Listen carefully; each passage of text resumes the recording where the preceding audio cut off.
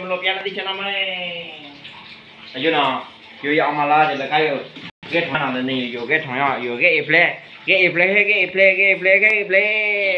yo no yo yang malah jadi kayu aku isal nanti ya sepong lici yo no sepong lici no nanti macam yo na awak no awak lu ya aku dah sepong lici no Odi obai ne, get play, odi obai no pada on you, pada on tu mewah tu lezana you sepon ye si ke, pon you bala kau desa ne, kamu mau yo?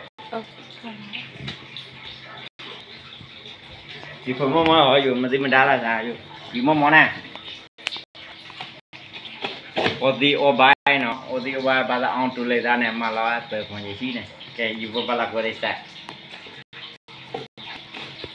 Malah letih tu bawa gua di sana. Wow, itu lezat berani lah di sini aja. Berfungsi sih. Awak lulaka, kini awak lulaka lah.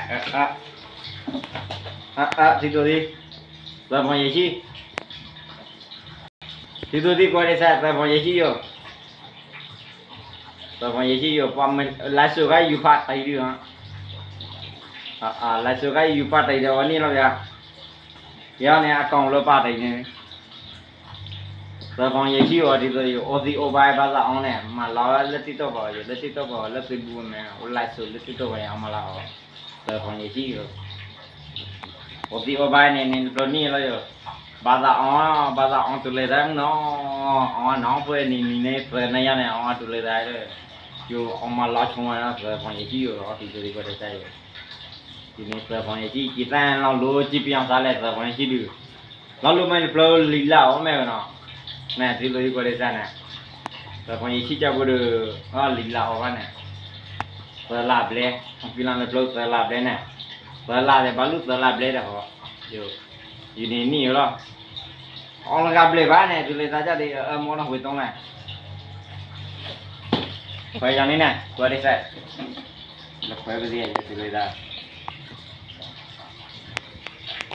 Sayang ke?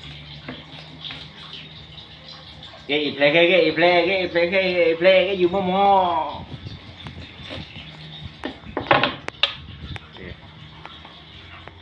Tulis dah sini ya. Berfungsi sih.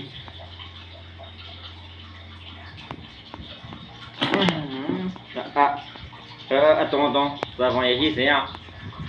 Mabalik ni je berfungsi sih.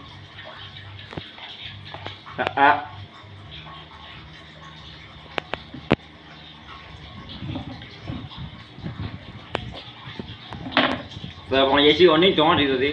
Yo letong, saya yo letong. Tung mai belah cua ya. Siapa?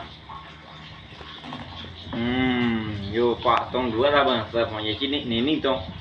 Jadi letong di tu di gua desa. Oni tong, berfungsi sih. Nanti pada tidur di biar tu nak play no. Yang malu tu bang no. Berfungsi sih yo. Wah ni tu ya kilo lah di gua desa. Kita song. Pamen pak tu ya letih tu kan, malah letih tu betul tak ya? Maksudnya awak lasu mana saya dah juga ke aja sepi betul. Pak tong dua lalu sini, ni tong lah itu berapa ya jiran nah. Sepi betul habis lah situ di Korea sana, yo mendan ni sini lah, yo. Wah long ya. Pada orang tu leda dong, lat kaya le, pada orang tu leda. Orang jilau le kan, lat berapa ya jiran, orang jilau ni tong. Jadi Korea sana ni tong, yo. Orang ni tong lah, letong pijak lah ni letong tu je. Habis lah situ di Korea sana, selesai.